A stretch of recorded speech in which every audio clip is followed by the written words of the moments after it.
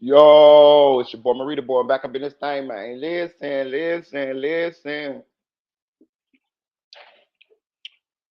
Hope everybody had a good Father's Day. Hope everybody enjoyed themselves, enjoyed the blessing um that kids are, being able to still be here with your kids, see them. Um, y'all know me, man. Y'all know me, man. I done got kind of used to doing these late night lives, and I be sleeping sometimes, but then I get up and I'll be like, I can't go to sleep, so I might well go live. So I just go live. You know what I'm saying? I just go live. I just go live. Shout out to anonymous ones, yo. I just go live. I'm always looking for content. I'm always looking for things that's interesting enough to talk about and to share with you guys. You know what I mean? And so I always got some in the tuck. Except the other night. The other night I just freestyled it, which I kind of didn't like doing. Um, I like having the topics, you know what I'm saying, already put together. Kind of helps the show go along smoothly. Appreciate you, Anonymous. Say you've been the most consistent creator I've seen in the last month. Yeah, man, I'm just trying to get better because I remember when it was a time when I wasn't as consistent. So I appreciate you, man. I appreciate you recognizing the hard work, man. Um, just gotta keep on going. Um, it's a couple things I want to talk about, man. You know, we got a little dirt. We got FYBJ, man. Let's start there. Pushing peace. You know what I'm saying? We're gonna listen to the leaked phone call between FYBJ Man and Lil Durk. Um, share our opinions on that. Um, man, we got Kevin Spacey, man. Y'all don't remember Kevin Spacey, man? Kevin Spacey was the guy from House of Cards. Kevin Spacey was the actor from um the Usual Suspects, Kaiser Sose. Man, Kevin Spacey, he a good ass actor, but he also like them little boys, my nigga. He like them little boys, man. And he had a bunch of allegations that went around. You know what I mean? I think he ended up. I don't know if he beat him or what. I gotta check it out. We'll see, did he beat the lawsuits or something? But he didn't go to jail for him, or did he just settle the lawsuits or something like that? I don't know. But I know it's pretty much public knowledge that he liked them little boys, my nigga. He liked them little boys, dog. You know what I'm talking about? And he went on Piers Morgan and he straight up just snitched out Bill Clinton. You know what I'm saying? Straight up. Like, I mean, he straight up snitched out Bill Clinton. We're gonna play the video, man. Straight up. Um, also, what else we gonna talk about? Oh, we got a little politics, y'all. But you know me, I don't be getting into politics to where I be like, oh, you should vote for this person and you should vote for that person. I crack on everybody. I crack on Donald Trump sometime. I crack on Sleepy Joe Biden sometime. I crack on Hunter Biden. So I'm not the person that's gonna be up here telling you you need to vote for this person or that person. No, I'm not saying that. I don't give a damn who you vote for. Vote for that's your God given right. Vote for who the fuck you want to vote for. We ain't talking about that. But when I get into politics, I'm gonna tell you they have passed a bill, but they gonna automatically uh put young men between the ages of 19 and 20 in the draft. You know what I'm saying? Like, I'm glad I'm up over them ages, man. Hey, look, I'm gonna tell them this: start with Chicago, goddamn it. Mm? Start with Chicago, Jacksonville, Philly, um, Atlanta. You can shoot on over to LA, in California. Let me see what else. Memphis, yeah. Start drafting right there, goddamn it. I ain't gonna tell y'all no lie. Y'all gonna have the best rappers in the military in that motherfucker. I'm telling you, boy. You know what I'm saying? But yeah, send them boys on over there. If they want to spin, they want to drill. You know what I'm talking about? Hey, they can spin all goddamn day over there. Like my daddy used to say. You know, my daddy was in the military. My dad was a Vietnam veteran. My daddy, he got him some bodies, but he got them legally though. You know what I'm saying? And my dad used to be mad when used to be people in the hood that had a reputation for unaliving people. And my dad used to be like, he get mad. He'll see him, he'll get mad. Because my dad was like always like a protector over the community. And he'll be like, motherfucker want to kill people. Take his ass to the military. Let's see how much he want to kill people. Then I bet he'll be over there pissing on himself. My dad'll get mad. You know what I'm saying? Like for real. And I understand where it come from. Like y'all want to do all this shit over in your own community. But if you really want to get busy, you really want to get a license to kill, go on over there and join the military, man. You can spin and spin and spin and spin and spin and spin till you're dizzy. Tasmanian devil. You know what I'm saying? Shit, for real. Go on, get you some of that PTSD. You know what I mean? Shit, for real. At least you won't go to jail for it. And if you make it back, hey man, guess you was the one. Like the Highlander, that could be only one. Shout out the anonymous ones, man. Shout out to the chat, man. Hit that like button on the way in, though, man. What else we got? What else we got? Oh man, look, man, we got a fake lawyer, bro. Bro, we got a fake lawyer that won 26 straight cases, man. 26 straight cases. Fake lawyer won 26 straight cases. I ain't gonna tell you no lie. You won 26 straight cases, man. I got to see what kind of cases you won, but at the same time, you won 26 straight cases. I might hire you, my nigga. Straight up. I might hire you. 26 straight cases, that's better than the average public defender, dog. You know what I'm saying? So, you know what I mean? 26 straight cases. Yeah, I probably if I can hire you, you know what I'm saying? And be like payment plans, because you know you're a fake lawyer, so you know I gotta be some kind of like deal for me fucking with you, right? So if I can like put you on a payment plan, like I pay you like $100 a week, you know what I'm saying, or maybe I can, you know, pay you in half cash, half food stamps, you know what I'm saying, or maybe if you know what I'm saying, I can pay you in half cash and half weed, you know what I'm saying. Yeah, I hire you, bro, because you ain't got no license though, bro. So you know what I'm saying, got to be some kind of deal. You know, as black people, we want a deal, but 26 straight cases. I think I'd much rather take my chances with the fake lawyer than the public defender. Because I don't know no public defender that won 26 straight cases. Not now. But yeah, bro won 26 straight cases, man. Shout out to him though, man. Shout out to him. You know what I'm saying? Straight up. I really don't want to say you're a fake lawyer. I just want you to say you're a lawyer without the white man's credentials. Yeah, that's all that is. You just a lawyer without the white man paperwork. That's all that is. Yeah, cause boy, you won 26 straight cases. And how did you walk your ass in the courtroom 26 straight times without them knowing? But you know what? Let me tell you something. Let me tell you something. That reminds me, I had a partner, right?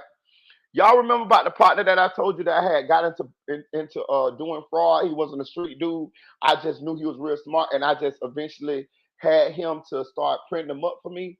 I bought the computers and everything, and I showed him how to do it, and he just eventually was my print up man. Because I had to cut the other girl out. Remember, I told you I cut the girl out. If you've been here on this channel long enough, you know the stories, man. You know the story. That's why you got to start subscribing to the channel, becoming uh, a regular member and attending these lives, so you'll know these stories. You know what I'm saying? But anyway, him. Well, later on down in life, he you know, once I taught him a little fraud game, you know, once you teach somebody a little fraud, they'll get creative and figure out other little fraud little games and stuff. So he figured out that when you go for a job, if you tell them that you have a degree, they never ask to look for you. They never ask to see your degree. They never actually look to see your degree. Know what I'm saying? And how he found this out is because his baby mama, his girlfriend at the time, she had graduated from Bethune-Cookman College. And when she went and got a job, they never actually see a degree. So it's like, what the fuck did I go all these years of college for and stuff, and then nobody actually see my degree? So he figured out a way to print up fake degrees. You know, he would go get the real paper. He would figure out the font size. He would look at the real degrees online, and he would, you know, just do trial and error, you know, figure out how to make one that looked exactly like the fake degree. And he ended up getting his mama a nice job, his sister a nice job, I think his stepdad and his brother. And only thing he would tell him is, okay, so whatever degree I print up for you, you need to make sure you know a little bit about it though, just a little bit about it. That way, when you get the job, you know you won't be completely, totally lost and looking crazy. But the thing about it is, when you get a job anywhere, what they do? What's the first thing they do? You can have a degree and all this shit all you want, but what do they do? They teach you how to do the job. I don't give a damn where you go. They're gonna teach you how to do the job. So you can be fresh out of college with all the knowledge in the world, but they're gonna teach you how to do the job. So that's what they realize. You know what I'm saying? So all you gotta do is have a basic knowledge of the field that you want to go into, and boom, there you go. And that's what my boy did. But yeah, this fake lawyer dude, man, I ain't gonna say he a fake lawyer. He won 26 cases, man. You know what I'm saying? He won 26 cases, and shit, hey, he was on a win streak till somebody snitched him out. But I think the first thing I do, we're gonna listen to this little Durk, and we're gonna listen to this little Durk and FYBJ Mayne phone call. It's on FYBJ Mayne page. So y'all go subscribe to FYBJ Mayne channel on YouTube, man. Let's start there. Um, hit that like button on the way in, man. Hit that like button on the way in, man.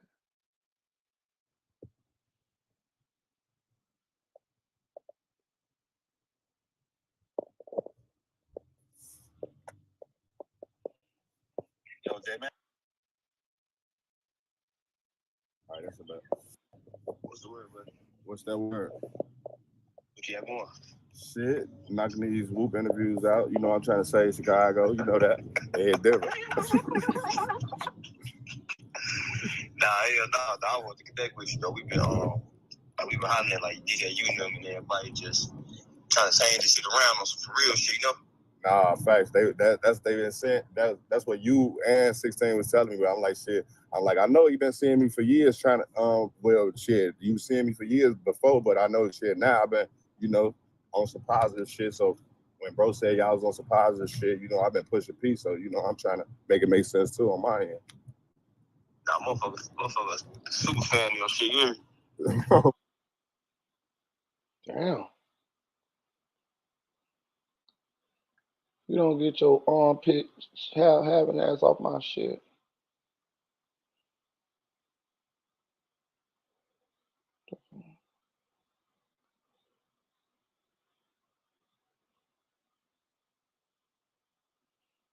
Oh, bro, they're love, bro. Appreciate that shit, man. Like when we on, I'm trying to just change the narrative where it's like not even no goofy shit. Have motherfuckers like, yeah, we just pushing it into the talking. Mm-hmm. Like I'm gonna realize show this shit where it's like, like no more dissing or no more like. Man, I'm gonna do all I can do. Yeah, and that's put it like this, bro. Some real shit, man. The man, that's really what a motherfucker need, though. That's why I feel like the whole city needed, like, motherfuckers looking like, J man, you coming up, but man, you still gonna need to connect the dots. I don't know if you've been seeing this shit with my cousin. Do I gotta go there? I've been trying to do little stop the violence, serios, all type of different shit. Do I gotta go there? Like I'm trying to whoop. Like I can't do it by myself. It's gonna take a motherfucker who the world perceives as this side and that side. You know that. First off, I want to say, man, shout out to these boys for even getting on the phone, man, and even trying to have these conversations, man. You know what I'm saying? You got to understand it's been a lot of bloodshed on both sides. You know what I'm saying? FYBJ, man, Duck, you got Duck, you got Brick, Kobe, Matt. You know what I'm saying? Can't get right, Chikara. You know what I'm saying? Like it's a lot more. I don't want to just, not say nobody's name and also, but it's just so many names that I can't say. So it's been a lot of losses on both sides, and for these boys to actually have a sit down and have a civilized conversation about it, that's a big step. And I hope this is serious, and I hope this is something that is really gonna happen. But I ain't gonna tell you no lie. Y'all know me. I gotta point out a lot of stuff. I gotta give my opinion. You know what I mean? That's what I do here. That's what we do. We give our opinions. That don't make us right. You know what I'm saying? That don't make us right. We just give our opinions. You know what I mean? Hopefully, you know what I'm saying, that everything turn out right. But I'm wondering why Durk keep laughing. You know what I'm saying? Like he's laughing, and the situation where he's laughing at don't even seem that funny. It seems like J Man and him having a serious conversation. He say he's a super fan of J Man. Maybe he really is. You know what I'm saying? Maybe just listening to J Man make him laugh. Or I'm gonna tell you what I think. Really, what he laughing at. I think he know J Mane. I think he know J Mane from the streets, and I think to hear J Mane, to see J Mane, because this is a character that J Mane plays. I've heard J Mane talk without out of character. He sounds like a very intelligent guy. You know what I'm saying? So I'm assuming that Durk is laughing like, damn, J Mane, it's J Mane from 63rd. Listen to J Mane, you know what I'm saying? But Yeah, this does seem serious though. Let's keep going. I see this shit where it's like, like we get all the interviews in Chicago, but no big artists gonna fuck with y'all. You know what I'm saying? Nah, real talk. It'd be cool, but it'd be on some shit where it's like niggas feel like they gotta pick a side. Like we got this Chicago show coming up that I'm gonna do in October. Like, I'm gonna set up a whole media room, like all y'all and them motherfuckers, like just to, what I'm saying, just to get it going and show motherfuckers be together. But a lot of niggas ain't even gonna be around me, honestly, though. So a lot of niggas ain't gonna. I can't vouch for or like speak up for. Right. Okay. Yeah. I mean, I'm keeping niggas out there. So Durk saying that he's really on this pushing the peace thing. He's saying going forward, there's gonna be a lot of dudes that ain't gonna be around him. He said now for those dudes, he ain't gonna be able to speak for them. You know what I'm saying? So he just letting it be known that even though certain dudes that he used to be he is in the past that they knew that he was affiliated with, he was saying that going forward, if if them same dudes that if you don't see them dudes around me and you see them dudes not towing the line or pushing the piece like me and you finna be doing, don't associate with me with them because them gonna be the dudes that I cut off and I can't vouch for them. So hey, shout out to him. say it one more time, bro. I'm keeping niggas out the way where it's like, gotta fuck up what we got going on for these kids, you know what I'm saying? Oh no, real talk, real talk. I get where you coming from with that shit. Because everybody ain't gonna see the vision. Like how you say, if it took you a long time to wake up, shit, it took all us a minute, So shit. Yeah, like when I was talking to DJ, I'm like, bro, I'm like, think about it. I said, how you get on the sniffing from? I said, nobody ain't gonna come fuck with you. He like, yeah. I'm like, we gotta turn this shit around. Like at the end of the day, y'all just ain't gonna be blogging. Y'all trying to turn this shit to business and some billions. You know what I'm saying? Look, let's just start there. I'm phone them. Nigga ain't trying to just keep doing this. Like let's just start there, nigga. Yeah, not real talk. So I said, I'm gonna just keep. I'm gonna be like, keep like super keep up in the look, like give my number all that shit like this. And just change this shit, like come up with a real plan, and so it can look good. You know what I'm saying? And not just a random ass. We gotta do it, bro. The city fucked up. So I'm trying in real quick. We tied in with the mayor. We tied in. Yeah, man. I've been seeing all the real moves, the big moves. I've been seeing that shit for a minute, and it's like shit, nigga. Me pushing the piece, nigga. I've been tapping in with my people, like nigga. How can I connect with the mayor? Because obviously, motherfuckers ain't seeing what I'm trying to do neither. So shit. I mean, shit. It hit different. Like when they ain't connected J Mayne with the mayor. Let's just start there. Now look, when you with the connection, it's over with. Like, nah, let's start there. Ain't no way. Like we all need each other. Like ain't no way. It's like y'all controlling the narrative. We have the politics. It's like you got niggas like Adam and them in a way. Like you know what I'm saying? Like let's just start there. Like that's why. And J Mayne, man, stop going on there. Like man, shit. Ain't this how I got to this point. Like it was the interview. So shit. And then with me growing up in the Calumet building. Now hold on. Now ain't listen. That's why I be trying to tell y'all about my reader boy. I be telling y'all. You heard what Durk say? He said you got niggas like Adam them in the way. You see what I'm saying? Ain't I been telling y'all for the last 2-3 weeks now? I've been saying that Adam 22 be sitting back, putting black people in the arena and watching them fight amongst each other and sit back and laugh and get rich off of it. See, I'm not the only one feeling like that. Durk talking about it too. Durk say you got niggas like Adam in the way. I just seen somebody else just said that. Oh, King Yellow just posted and said the same thing about Adam. I'm telling you, I've been seeing it. That's why I don't understand how these dudes ain't seen it, man. He sit right there and instigate. He sit right there and instigate and getting rich off of these black dudes getting into it. You know what I'm saying? This is what he's doing. You know what I'm saying? Dirk just said it too. And LYBJ Mayne say he's seen it too. That's why he doing his own interviews and on his own platform. That's why he ain't been back up there lately.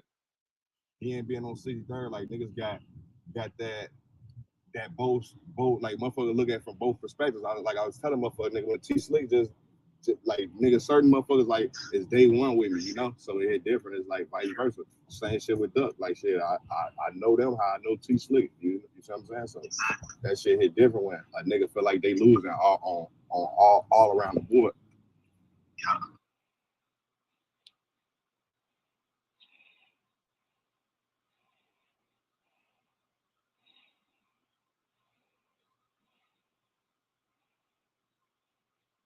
Yeah, niggas don't understand. Like, niggas be scared to speak up for the shit. Where it's like, let's just start there. Niggas be scared, bro. I ain't gonna lie. Like, once a nigga see the type of time we on, like, niggas just gonna follow suit. Like, but a lot of niggas who just like hot and I can't have that around me because it's gonna fuck what I got going on. You know what I'm saying? Nah, real shit. And I can't be talking about we doing this and you look up this nigga dissing or saying this on the. I ain't on that.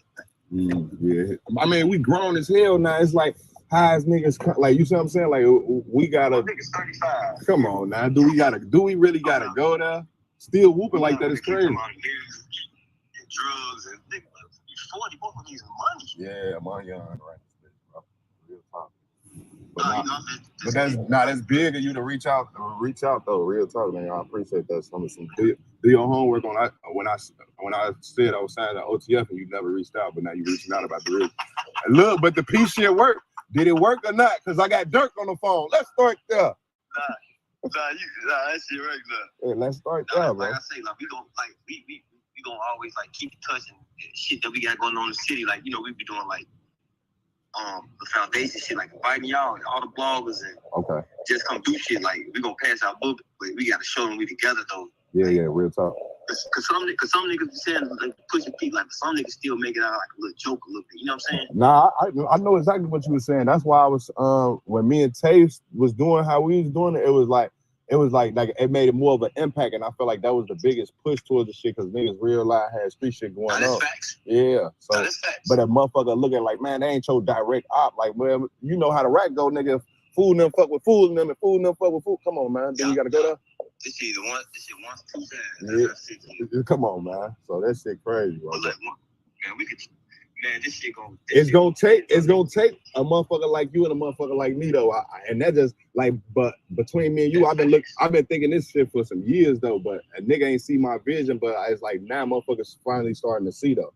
And like, yeah, and I don't do everything perfect, nigga. We all make mistakes, nigga. We all human. I'm our dead homie, so it's like, shit, I ain't perfect, but shit, now that I'm on what I'm on, like, yeah, nigga ain't got to worry about me backtracking. And maybe that was the reason why motherfucker ain't fuck with a motherfucker off simple fact, because the way when I feel like Duck was trying to move in that way, but it was like whatever going on, yeah, it's in the streets, like motherfuckers in this, you still out here in this shit, nigga, that shit gonna like, nigga, you gon' like, but us on the outside looking in, like, nigga, we done had a chance to move around and lead a rack and get a chance to see life a little bit, kiss your babies, it hit different. You see what I'm saying? Like, man, there's more to life there. What the fuck we got going on? And it's gonna take us to link before for these shorties to, man, we got Durk and Mayne together. What the fuck is we out here doing? And they seeing it, but the thing is, when you seeing it, it ain't even no regular shit. It's like, what they giving out. For example, they're like, man, they feed the kid hospitals or yeah, that's what I want. Homes. It's like, it's some real shit though. Like, they ain't gonna do no public respect. Like a lot of niggas ain't like, fuck them shit. They don't control nothing. Nah, real talk. Yeah, we got it though. So we gonna like I said, we gonna drop a lot of ideas and you know and call y'all and present it to y'all, and you know we all just just get up and meet or chill, grab some food or something. You know what I'm saying? Yeah, real talk. Shit, I mean, it's however you want to do it. Shit, I mean, shit. Let's start there. You the voice. Let's start there. Do we gotta go there? Bring us loose, nigga. Then look, do I gotta show you what you really supposed to do with the Durkee house? It ain't different. I said that too. I'm like, man, this big motherfucker acting crazy. Oh man, nah, look, I'm trying. You know, a nigga be trying like shit anywhere nigga can. You know, we all from the trenches, so shit. A nigga be figuring some shit out. Nigga gonna run with it. Let's take this shit to another level. So my friend looking at us crazy. Nah, real talk. And like I say with the Cereal shit, bro, like all like that was just my that's like my symbol of peace. Like, so shit, it's like shit. That motherfuckers, you whooping with the whoops, like a whoop, you know, whoops can mean anything. So it's like, man, that's just how I be. Yeah, I tried to do a little. Look, do your homework on me taking the page out of Durkee book though. It hit different. Let's just start there. Durk got the Durkee. Oh, I gotta go now. Let's just start there. My son said he opened a box of my cereal, but he said he should have had it for collection. He said that shit tastes like more. Man, there. I was like, man, you know you're supposed to put some Fruit Loops in that shit you tweaking. They like, J-Man, How you get the Reese's, man? Let's start there. Man, I'm trying to get this out. My shit supposed to take like peanut butter crunch, yeah. Man, let's start there. Now, motherfucker pussy. Now, that'd be crazy, though, man. I'm working on this new Man, that shit cereal. tastes like flavor water. Man. At least some shit, like, it was really like a whoop. Like, my whole idea with the box with me, with the shit where I got Lil Reese on is like, I'm phoning them, nigga. At a lot of people, you know, certain motherfuckers, like I be telling people, everybody ain't met everybody. Like me and Reese came up together, so I was feeling like if the connection was gonna be made anywhere, it should have been through Reese and got it to go to you, if anything. Like you see what I'm saying? Like I man, put that word in with, like man, you see what I'm like. But you know, it's a lot of shit for him to step up and really like, yeah. Bro, a nigga really think like, man, he ain't gonna do that shit. Yeah, real talk, real talk. Like that's how niggas think, like, you know what I'm saying? So it's like. A lot of shit wouldn't work. It took for me to just to be like, come on. Man, and it's like, all right, so I can ask you, man to man, like, okay, what made you not, bro? Like, if you feel comfortable with telling me. Good like, question, J man. What made you like? Been feeling like that. My baby cut you off. I've been wanting to do this shit, bro, but I just never knew how to attack it. You know, always like, okay, bounce on this. Now look, not to cut you off, but Mimo told me the exact same shit. J man, I didn't know how to do it. I don't know how y'all relationship is right now, but he told me the same shit. You know, I ain't like it's just the normal shit. Where like he said just in the block. Right, regular shit. On phone now. Damn.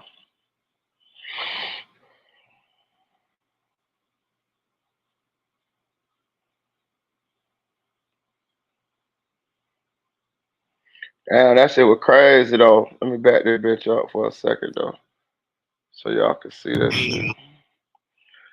Damn, gotta go with the all the way with the BS, man. Where's that? Right here.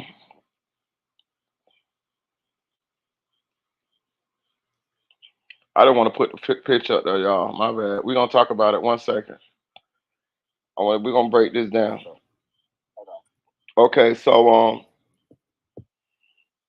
that was cool, man. That was cool to see J Mayne and Durk having a conversation about pushing the piece and actually getting together, putting together a positive image for the young guys to see. Because let's be honest, man, Chicago started the drill culture, right? They started the drill music and all of that, and that shit done spread all over the world. You got drillers in UK, you got drillers in Canada.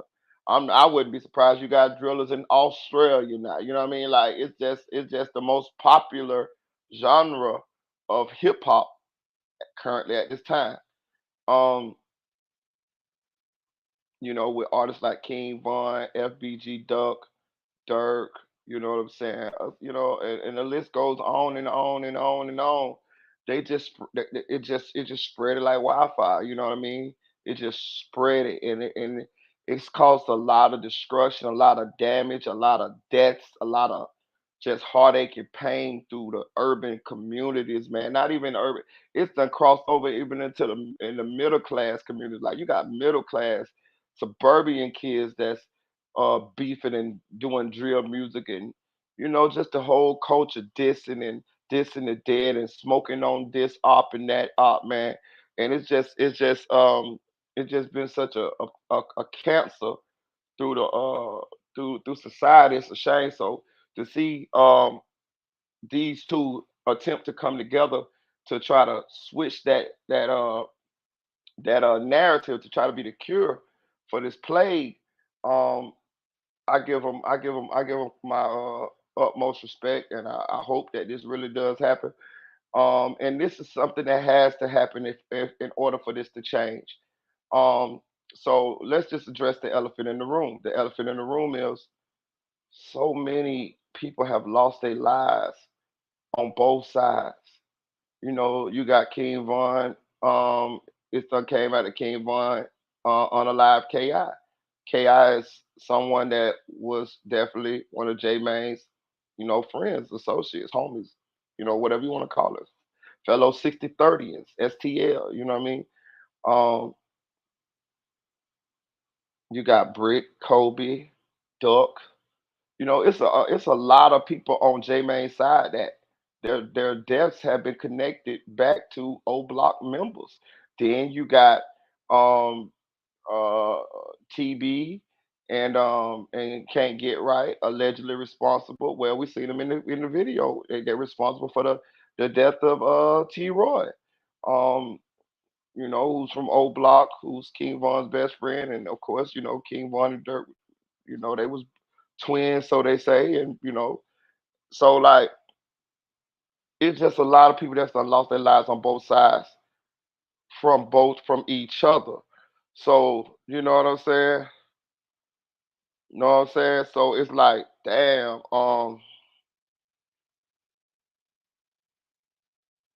you gotta get past it. Well, boy, that's a lot to get past. The only way for any of this stuff to end is for you to say, yeah, I know you killed my best friend, but I don't want to beef with you no more. Let's let this go. That's the only way for this for this to happen. That's a big thing to do. You get what I'm saying? Like that's a big thing to do. Not only that, I know you killed several of my friends, but we still here. Let's let this go. We shouldn't do this no more. That has to happen in any beef. If you don't, the cycle gonna continue to go on and on and on. It's gonna be more deaths and more deaths and more deaths. And I hope that's what they able to do, because that's what you're gonna have to do in order for the beef to end. But and that's what and I know this, and this is the only way for it to happen. But I just want to break it down, and I just want to break it all the way down because I know it's gonna be people that's gonna feel like, yeah, this ain't gonna work, and it's gonna be people that's gonna feel like, yeah, this gonna work. It's gonna be people feel like, I don't know if this gonna work. Let's just really sit and think about this for a second, like. And I said this, and I said this, and I knew I was right. As you get older, and you in the streets, if you got a little bit of sense, and you don't die in the streets or you don't go to jail for a long time, you're gonna end up right here where I am at. Didn't I tell y'all this? Didn't I tell you as going forward, Marita Boy is going to be more right than wrong because I'm always gonna tell you the right thing to do. Now look what's happening here now. Cause they've been trying to do this for a little minute now. At Tay Savage, you had FYBJ Mayne doing it. You know what I'm saying? You had a couple of different people in from Chicago that attempted to do this for a while. This has been talked about and been going on for a little bit here. You know what I mean? It's been efforts for this to happen, and then it would revert back to what it used to be. And so but it don't matter as long as they try it. You know what I mean? Because it seems like every time they try to get a little bit farther with it. So, but just peep this now. I told you, as you get older in this, and you've been in the streets, you mature and you go to realizing the shit you was doing was stupid. You have children and you go to realizing I don't want my children to lose their life in the streets. You see what I'm saying? Like this is the culture that I'm passing down to my children. And not only my children, other people's children. You see what I'm saying? So it's just gonna make an environment. This is the environment that's gonna be here for when my children get big. This is the environment that they gonna have to survive in. You see what I'm saying? Instead of making this better so my children can be safer so that they can be here longer with me or with their family and they can grow up to have children. You see what I'm saying? They were just poisoning. Listen, what they were doing was worse than selling drugs in your own community, bro. You know what I mean? Shit, for real. I mean, it take years sometimes to die from drugs. These dudes died left and right from the drill culture. Shit, Bloodhound Lil Jeff ain't have a 3 years off the porch. He was dead from 18 to 21. He dead a doorknob. This the culture that they living in. You see what I'm saying? Like, but I'm gonna say this. How I'm gonna say it? How I'm gonna say it? I said this.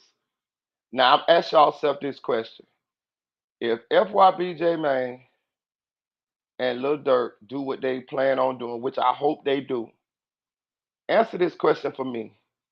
What did what did all of those other people die for?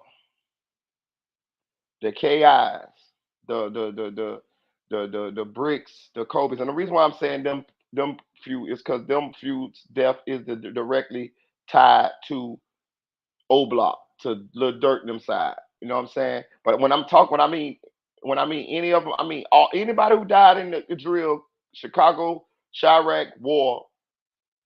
What did they die for? If Durk and J Mayne squash the beef, which I hope they do, what did they die for? Because I've been new.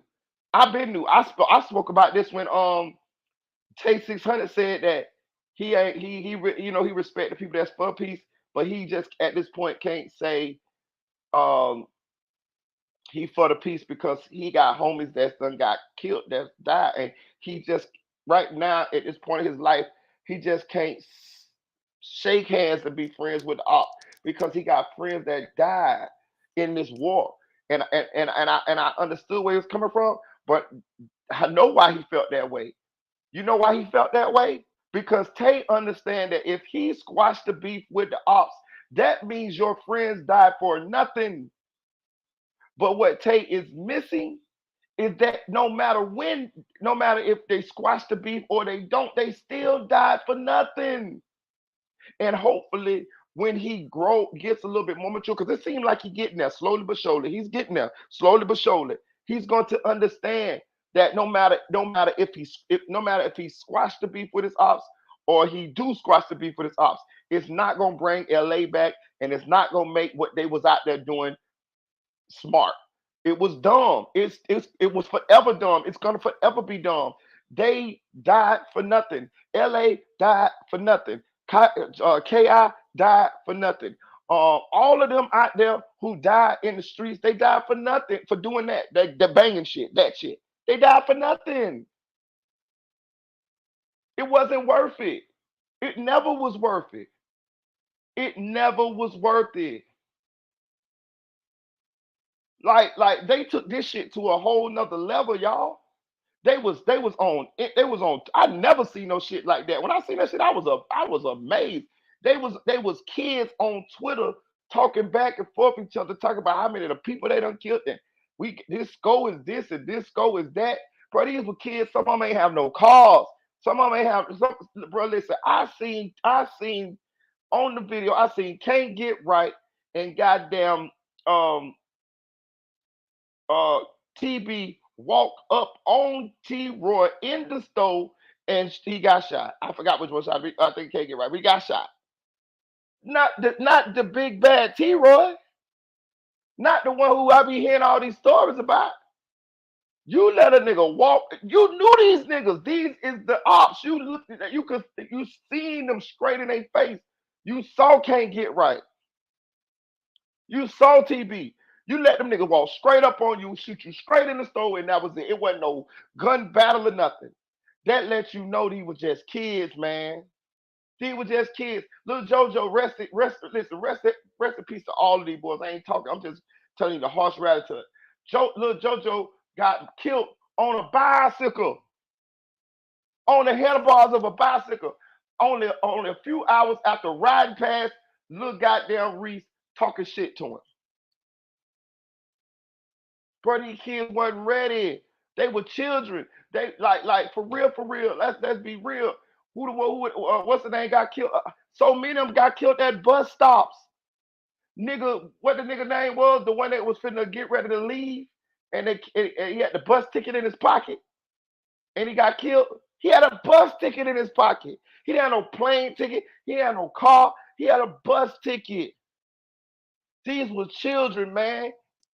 Children. Didn't have no damn money. Just children out there. Children. The blind leading the blind. Your damn brain ain't finished developing till you're 26 years old. These kids, 12, 13, 14 years old. These the same motherfuckers that eat ice cream all day if you let them. These motherfuckers can't make no rational decisions. Let me tell you another thing. Have you ever seen a kid? You ever seen how slow their reflexes are? Can you imagine? A 12, 13-year-old kid having who out there high? First of all, he out there smoking weed or on perks or on Zans. You feel me? Can you imagine a 13, 12, 13-year-old kid, 14-year-old kid or whatever having to have fast reflexes when some grown niggas who really own that, who really been out there a little bit, come down on them. And let's be honest, it's grown niggas out there killing kids, bro. It's 21, 22, 23, 24, 25-year-old grown men that's out there killing 13-year-old kids. Vaughn out 1700 just had a little homie get killed. That boy was 13 years old, and I bet you some grown niggas killed him. Nigga, Bloodhound Lil Jeff for 21 years old. Them two little boys that got killed coming out there as high school on lunchtime was in high school, nigga. It's a difference. They don't run as fast. They don't move the same. Their minds don't think as quickly as of someone who looks older. They're not physically as advanced. It's like target practice. The only thing a kid got over somebody that's older out there in the streets is the element of surprise. They probably can, you know what I mean, get a little closer up on them because they look like a kid or something, but that's it. But if it's like them against them, man, the little kids gonna lose every time. They might get lucky, get one or two, but they guys gonna lose. They children. I'm saying out to say this. I understood when I seen it that these kids was lost, man. These kids is lost as hell. Lost as hell out there playing for their lives. They out there playing for their lives. Lost as hell. Somebody losing their babies early. And they out there thinking this shit funny, talking about, oh yeah, we smoking on this such and such pack. Oh yeah, we killed this many ops. And then the crazy part about it, you could tell how much a follower, these kids are because they continue to do it. You got people right now talking about Vaughn out 1700. We all looking at this boy like, bro, you got big ass, thick ass bifocals on, bro. You look like you from the suburbs somewhere, bro. But every time we see you on the interview talking about, oh, this op, that, this op, that, we killing this video, bro, you sound stupid as fuck. You sound like a follower. The only reason y'all out there doing that shit like that there, bro, is because you done seen other people do it and you done seen other people become famous and shit for doing it. So you just hoping that you could become the next person that you saw previous to you, but you forgetting how this shit popped off. The person that you idolizing, they fucking dead right now. You stupid. You dumb. You's dumb because you could get way more money and not have to do what you're doing. And you ain't gotta look over your shoulder. And the crazy part about it is the people that y'all looking up to, the ones that looked up to, the ones that's still alive, like Durk. You see what he talking about now, don't you? Pushing peace. So y'all following who these people used to be. You still behind. Slow as fuck, man. Slow as fuck. Let me read some of y'all comments. Uh, I'm from Chicago. I call it BS until I see them walk the streets for the peace. We having a peace walk in a few weeks. I bet they ain't there. Look, man, I listen. I ain't want to rain on their parade, but I'm with you. I believe it when I see it too. You know what I'm saying? I'm just trying to speak it into existence, but I'm with you too, man. I believe it when I see it. Of those D Wade, D Rose, Twister, Shumper, etc. Shout out to Carmen because he's gonna be here for the walk. Exactly. You know what I'm saying? Charleston White makes fun of keyboard death. I'm no fan of Charleston White. Yeah, I ain't no fun. I mean, he full of shit sometimes. He just say shocking shit. My thing be like, it's possible. It's people that made it out this shit, but don't reach back out for the same streets that they walked on. Yeah, I agree with that too. I agree with that too. Listen, man, I believe it when I see it as well. You know what I'm saying? Because I done seen Dirk Waffle do this a bunch of times. It's almost like Dirk is bipolar or something. Because he'll say this and then the next thing you know, he'll be dissing in his songs or whatever. But I'm gonna say this too. It's kind of easier for Dirk to say now, cause shit, who else left on the other side for him to beef with? Who else left for Dirk to beef with? I still remember the video. You gonna have your gun for me, better have your gun for me, better have your gun for Buddha, better have your gun for C. Finally, you gonna see, you gonna end up by that tree. You know we did it. They talking about cash. They talking about cash. Like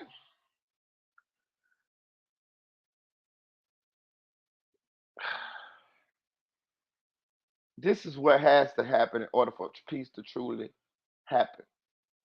But damn, and I'm somebody that is all for them pushing peace. But you got Cash, you got Duck, you got Kobe, you got Brick, you got Ki. Damn,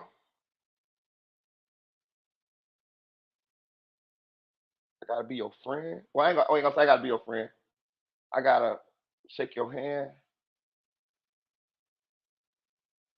I mean, if it's for the betterment of the generations that come behind us, I'll do it. I'll do it. I would do it. I would do it if I was J Mayne. Them, I would do it. Definitely, I would do it. But I mean, like, I understand when people say it's a lot of bloodshed. You know what I mean? So I'm gonna just say this, man. I'm gonna get up off this. I hope that it really is, that really does happen. You know what I'm saying? But I do understand. I'm just. I told y'all I look at everything from a different perspectives, and I could see how tough this would be for someone who really had love for their friends or their brothers, and to see them lose their lives out there in the streets over some dumb shit, over some shit they should have been out there beefing over any goddamn way. And I'm gonna say this too. I got a feeling this gonna put J Mayne on the island though. I got a feeling this what's gonna happen. I got a feeling that like this could be chess. This is chess too now. So peak game, right? So let's say Dirk and J Mayne do this thing right, do this team right. Um, I feel like it's gonna be some people on J Mayne's side that's not gonna be with this shit. Now, if it was Duck that was still here and Duck and Dirk did this, I feel like people on J Mayne's side, more of them would be more open and receptive to this. But being that it's J Mayne and the way J Mayne come on some comedy shit, which ain't nothing wrong with it. That's a nice way to velvet glove, iron hand in the velvet glove. It's a nice way to Trojan horse finesse your way in and disarm people. You know what I mean? And I believe that's part of the reason why, uh, along with J Mayne's popularity, is part of the reason why Dirk is even comfortable connected to J Mayne because he don't feel like J Mayne as a threat like that. He don't feel like J Mayne would be on some sneaky backdoor shit like that. So I understand it, but I feel like that's also gonna be the reason why it's gonna be people on J Mayne's side that's not gonna respect J Mayne's call on this type of shit. You know what I'm saying? And if they don't, that's them. That's their decision. You know, hey, everybody entitled to their to make their own mind up. You know what I'm saying? Because I'm like Tate in this aspect. When I mean Tate, I'm like Tate Capone in this aspect. I understand how that pain and that hurt would be hard to let go when you lost your friends. But I think what really need to really be thought about is, man, your friends died and they gone, bro. You can't bring them back. They gone. It was a mistake. All of it was a mistake. It was a mistake to be for the Chirac War to ever happen. It was a mistake. Lil JoJo made a mistake. All of them made a mistake. Any of them that egged this shit on, any of them that killed somebody on the other side of the line, any of them that killed their cousins, any of them it was all a mistake. It was all the wrong thing to do. All of it was. And instead of and now that some of them guys is old enough to sit back and reflect, I think that they should uh come to the realization that they was doing they fucked up. They fucked up. They fucked up. Everybody fucked up. Everybody, from the parents to the kids, Everybody, the police, everybody fucked up. So what we gonna do here? We gonna keep on going down this path? What we gonna do? Only thing gonna happen, we gonna keep losing people. You know, you, if we keep going down this path, somebody you know you're gonna lose. Might be your cousin, might be your nephew, might be your child, might be you, might be your mama, might be your daddy, might be your sister, might whoever, but you might be your friend. But if we keep going down this path, we're gonna lose somebody. Some more hurt, heartache, and pain finna come our way as long as we're alive, living in this environment and conducting ourselves in this way. So it has to. I mean, if you want to not live in this type of situation or society or community, you're gonna have to change it. You're gonna have to, or you just saying you cool with keep you cool with these funerals. You keep got you cool with you cool eating potato salad and drinking check sodas. Cause that what they sell at the repast of the funerals. I mean, serve at the repast of the funerals. I'm just keeping it real. So, man, I hope everything turn out right. I hope this is what happens.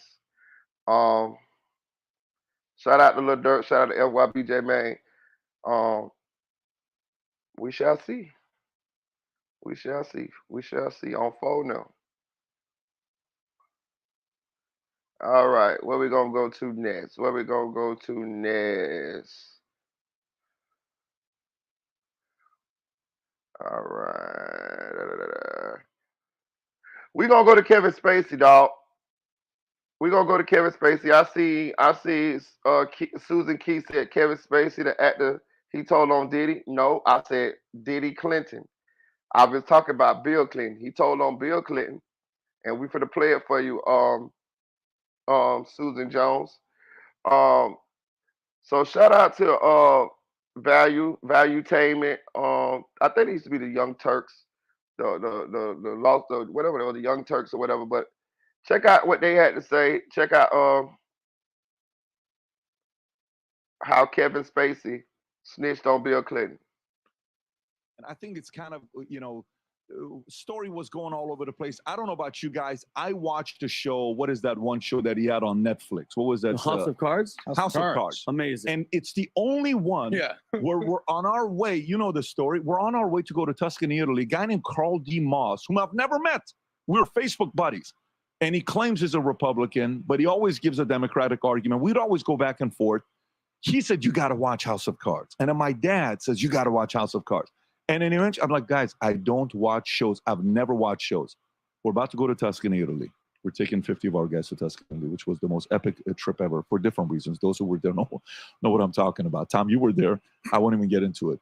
No comment. That night, I come home, 10 o'clock. I sit there and I watch 12 episodes of season 1 House of Cards on no sleep. Then I get on a plane to go. I was glued to this show. It was ridiculous. Now, here's Kevin Spacey on Piers Morgan. Rob, which clip is this? Is this the one about Clinton's, or is this the one about him having no money? Bankruptcy and losing his Baltimore home. I want you to watch this, and I want you to tell me, do you think this is acting, or do you think this is real? Go ahead, Rob. Tired of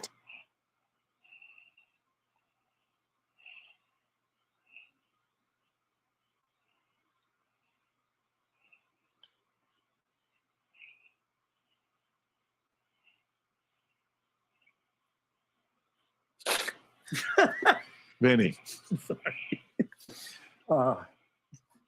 Well, it's funny you asked that question. Hit that like button, y'all. Hit that like button. This Kevin Spacey, he finna talk about how broke he is, but he really not broke. And he finna snitch out Bill Clinton with the little girls. Check him out now. He finna snitch. So I have to go back to Baltimore and put all my things in storage. Really? So the answer to that question is, I'm not quite sure where I'm going to live now, but I've been in Baltimore for since we started shooting House of Cards there. So how long is that? I moved there in 2012. So it's been your home for 12 years? Well, not this particular place, but this place has been my home and Evan and Lucy's home since 2016. Why is it being foreclosed? Because I can't pay the bills that I owe. Watch this. Are you facing bankruptcy?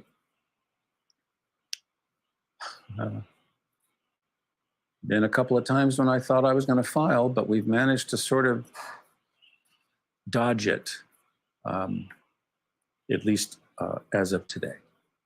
How much money do you have? None. Really? Well, I mean, you know, you have some sense of legal bills. Yeah. Like an actor. I still owe a lot of legal bills that You're I have not been able to pay. you're actually in debt. Yes. That's because he You was. want me asking how much? That's because he was sued for assaulting underage little boys. He likes little boys, y'all. It's considerable. Millions? Many millions, yes. The house itself is many millions. What are you gonna do? Get back on the horse. You can pause it right there. Get back on the horse. Okay, so let me ask you, Tom, do you believe him or is that an act? Well, it's hard to believe any celebrity when they go on these apology tours and they go on Oprah and they cry on Oprah and Tom Cruise jumps up and down on the couch and says he's in love. And when you all sit back from all these episodes, all these things, Vinny, you know what I'm talking about. Yeah. And you see it, you just doubt the celebrity because they're all professional actors. And they're trying to put the spin. The one thing Kevin's opened himself up for, a lot of those things he's talking about are a public filing. And if a multi-million, He gonna tell y'all about how Bill Clinton be with the little girls, y'all, on the plane with Epstein. Y'all watch it now. Usually, or a trust, you know, you could. It's I believe him on that point because it would be so easy to disprove and go to the filing and saying you're full of crap. You're not being foreclosed on. So I think are the millions in legal bills. I believe that, but I think there's also some play in it here because he has a couple other homes. He's got one in New York. He's got one in Malibu, supposedly. So he's got assets. And so he may be asset rich, but cash flow poor and is deciding to walk on the Baltimore house simply because he can't do it and he's got to pay the legal bills. So I believe about half of it, but I have a hard time with the emotion when celebrities do this. Vinny, what do you think? Because there's just so easy to doubt. I did a video where I'm crying about Red Lobster on my Instagram. And I mean, people were furious because I'm an actor. He is. Let me explain something to you. I've watched House of Cards until they took him on the last season. He's one of the best. And even this is the thing with Hollywood. He's so sick. Even though how many sexual assault, touching, people are like, well, he's so good. People kind of tend to forget. He was making reportedly $500,000 per episode on House of Cards per episode. He was in for 6 or 7 seasons. He's worth, I think, in 2017, at least $100 million. It's acting. I don't know where all this money is going. If he's paying off all these people that were, what is this, Robbie? Massimo disappeared on Tumbling House Cards. Star was worth $60 million with the. I think it's an act. I think, especially with this documentary, if you guys haven't seen it. Do you think he is wealthy? I think he is wealthy. You think he has money? I think he has.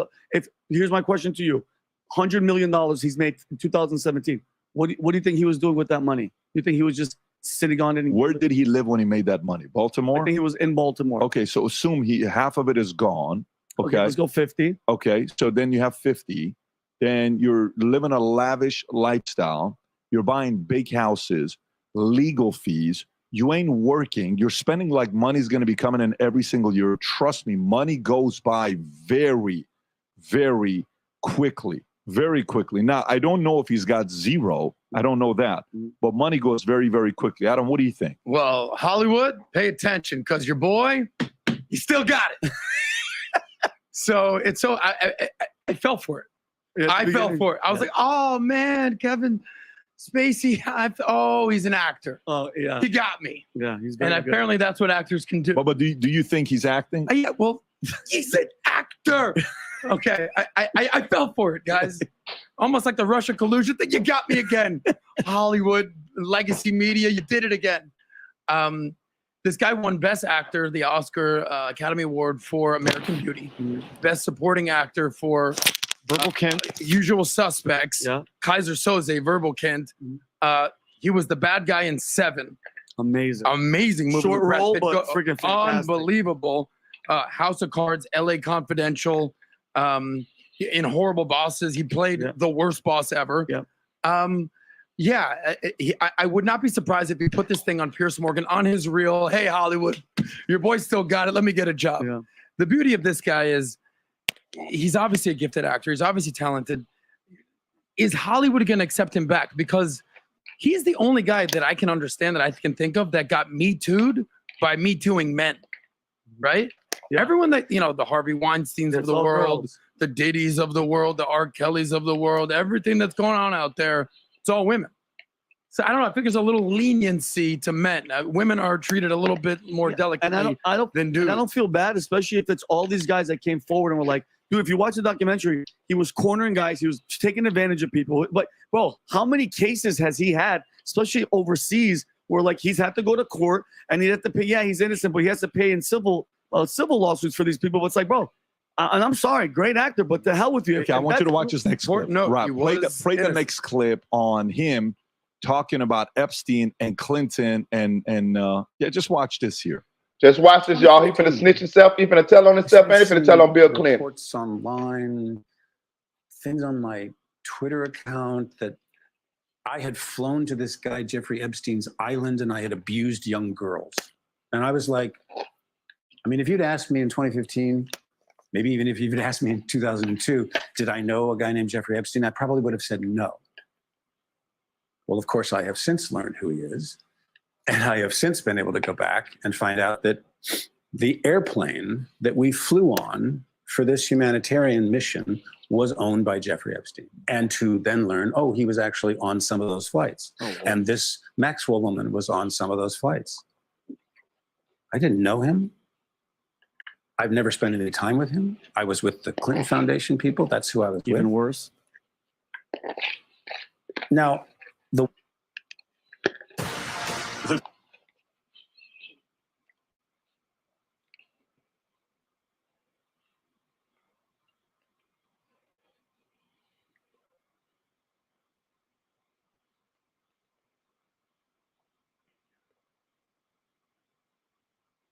Hey, I want y'all to pay attention to one thing, though, right? He's saying that, because I didn't know this, right? Because I went over the Jeffrey Epstein list on Triple Threat Friday, and his name was on it, right? But I thought that some of these people be flying by themselves. But that's, if you listen to what he's saying that he was on the plane that Epstein owned with Bill Clinton.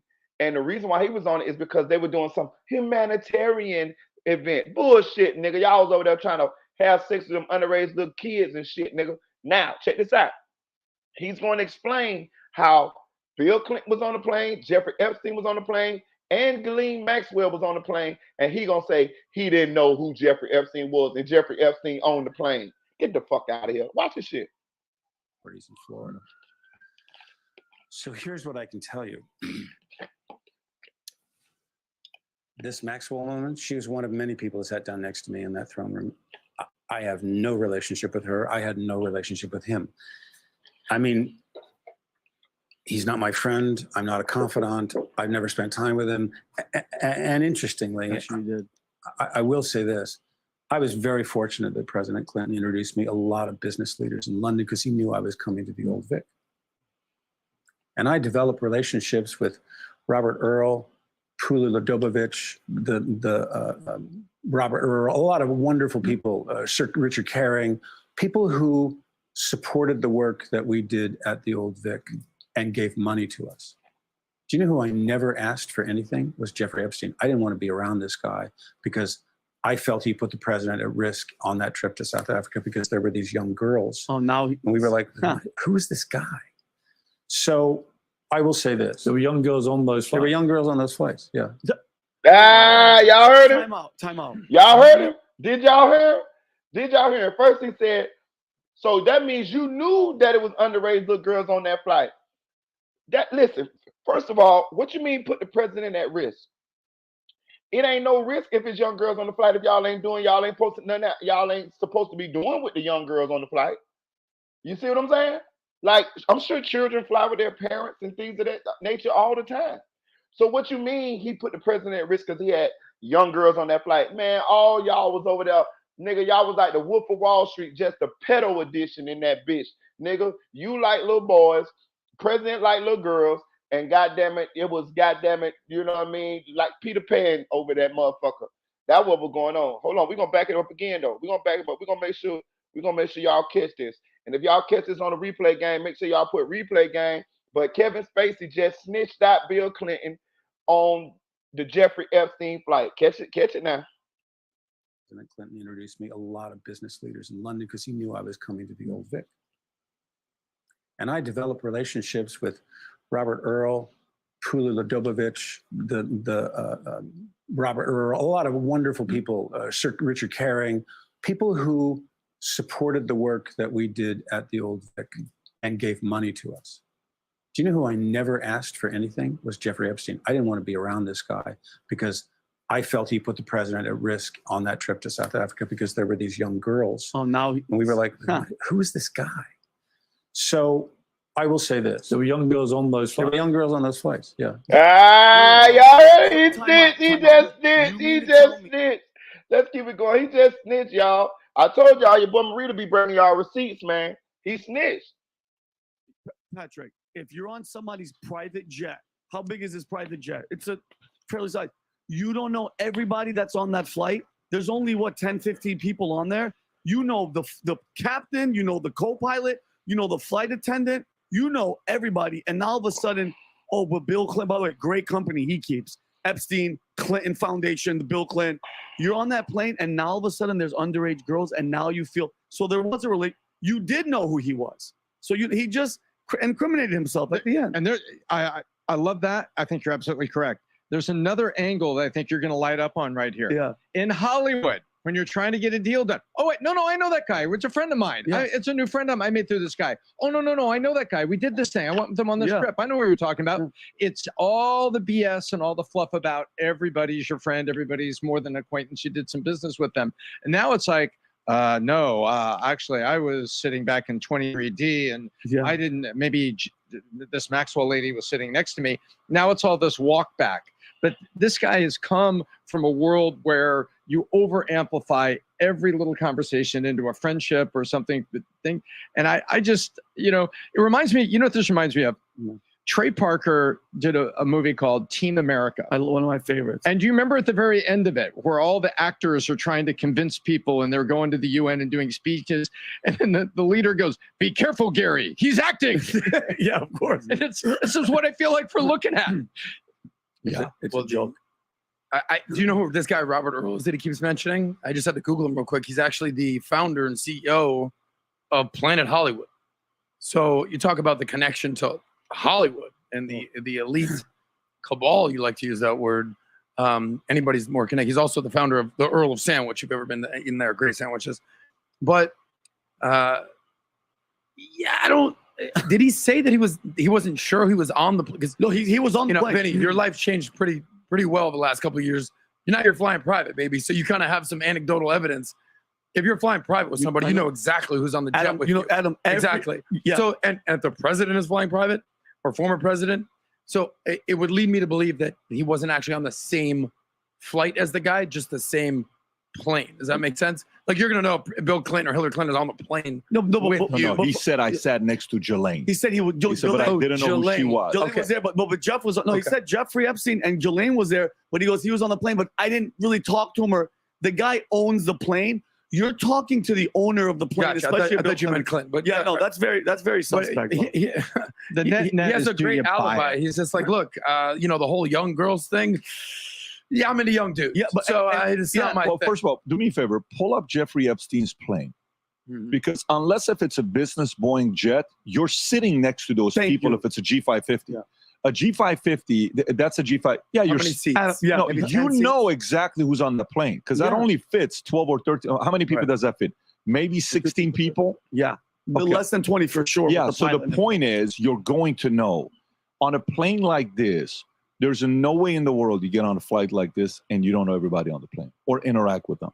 Every single person. I thought Epstein had a business Boeing jet. That's what I thought. That's a Lolita. If he doesn't have a BBJ, then it's a different story. Then you're definitely sitting next to some of the guys. But I mean, look, the reality of it is when he's talking about little girls, there's one thing at least we know that he's not into them because it's for little boys. It's not little. Sure. So that's the one thing according to what things you read about. However, do you think if you're Clinton and you're watching that, do you think you like that?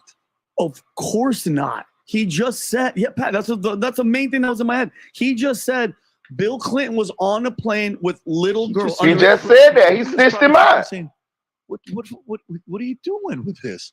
But it's too late. It's already, I think that just indirectly threw Bill under the bus and brought that whole thing back into it again. But lucky for them, they're so protected. It's ridiculous. Yeah, nothing's gonna happen. Well, so you're from the place where you think he still has money. Yep. You don't think he's broke. Nope. You think he's doing okay. I think he's doing okay, and he's acting. And this is just the media tour of like, hey guys, come on. I think two things can be true at once. I think he's putting on a little act, putting on a little show. I think he lost the house for sure. Yeah, I mean, how many roles has he done in the last 5 years since everything has come out? How much court costs, legal costs, lawyer fees has he had to pay? I'm sure that he is not doing well cash-wise, or really struggling, or at the very least, his typical lifestyle is that he's. Okay, let me ask this question: is not where. What do you think's the residual from the movies he's done? Residuals? Just purely residuals. I'll say from American Pie. Depends I mean, he's a big time player. $1 million right? a year on That's residuals. not a lot. Let's say I'm saying, can we find out what it is? Yeah, I just Googled it right now. It didn't come up. That's not a lot. Okay. I'm telling you, that's not a lot. I just did a low ball number because I get residuals from little shows that I do, and if I was the lead in it, forget it. I was just trying to break it down that motherfucker snitched on Bill Clinton, man. So now we know for sure that Bill Clinton, and I didn't know this. I didn't know that they all be on the plane together. I thought that, Jeffrey Epstein might fly Bill Clinton over there with low key by himself. And I thought maybe on another next weekend it might be whoever else was on that list. They fly over there low key. But now I have an understanding that it's multiple pedos flying to Jeffrey Epstein house, that island, at one time on the plane together. Bill Clinton and Kevin Spacey, Ghislaine Maxwell and Epstein was all on the same flight. And Kevin Spacey just said this. And Kevin Spacey just said that it was little girls on that flight. He just told it. He said, and he really, now he's talking about a good actor. He's a good actor, but he fucked up right then. Because he said that, I didn't really know who Jeffrey Epstein is. And I really didn't like him because I felt like he put the president at risk because he had little girls on that flight. What are you talking about? How did he put the president at risk if his little girls on that flight? Unless it was some inappropriate behavior. It's not illegal for little girls to be on a flight with the president. What is illegal is for it to be illegal activity going on or pedo shit going on with little kids. That's what's illegal. And that's what you're alluding to. You're alluding to that it was some shit going on that goddamn flight. That's what you were saying. That's what you're saying. Yeah. That's what he's saying. Shout out Rich Supreme TV. That's what he's saying. Y'all hit that like button. Hit that like button. Please hit that like button. We're going to move on. We're going to keep it moving. But that's what he's saying. I ain't no goddamn fool. But there it go. So shout out to Valuetainment. And your boy Marita just brought it to y'all. So now y'all have proof. Y'all have proof that Bill Clinton, yeah, with the little young girls, with the Epstein shit, yeah, and Kevin Spacey just told it. Know what I'm saying? So y'all heard it. Y'all got it. We got the receipts. There it is. All right.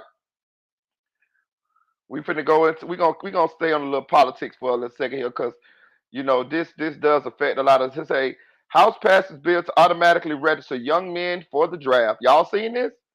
The House passed a large defense bill Friday evening that included a provision that would automatically enroll young men between the ages of 18 and 26 for the Selective Service. The House versions of the National Defense Authorization Act (NDAA), which would authorize $895 billion to military spending, passed by a vote of 217 to 199. It's unlikely to be picked up by the Democratic-controlled Senate because of numerous amendments regarding abortion, diversity efforts, and transgender medical treatments. The Selective Service provision, though, is part of an ending bipartisan effort to keep the framework for military conscription in place. Even though the draft ended in 1975, automatic registration will replace the coming of age tradition that all 18-year-old male U.S. citizens experience when they get a card in the mail from Uncle Sam informing them that they are required under the threat of criminal penalties to register for the Selective Service. Damn. Supporters of the legislation framed it as a more effective and cost-effective method. By using available federal databases, the Selective Service Agency will be able to register all of the individuals required and thus help ensure that any future military draft is fair and equitable. I don't think that necessarily mean that thing fair, man. Like they saying pretty much that it's gonna automatically get them, and being that he's gonna do it by computer, gonna make it fair. Man, we all know they can. Man, they can. Man, they're bigger. Yeah, we gonna get all the black people. Yeah, we gonna get all the people from over here. We gonna get all the people from there. Man, they crazy, man. Representative Republic, is that Republican? Represent? I don't know. Repu- yeah, that's Representative Chrissy Houlihan. Houlihan. Yeah, Houlihan.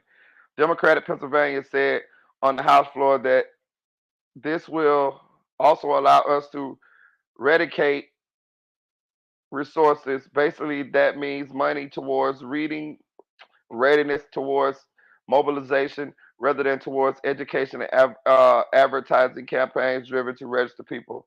Whatever. The other unspoken effect would be removing young men's choice to engage in civil disobedience. Mm. The draft is a lobby horse for Houlihan,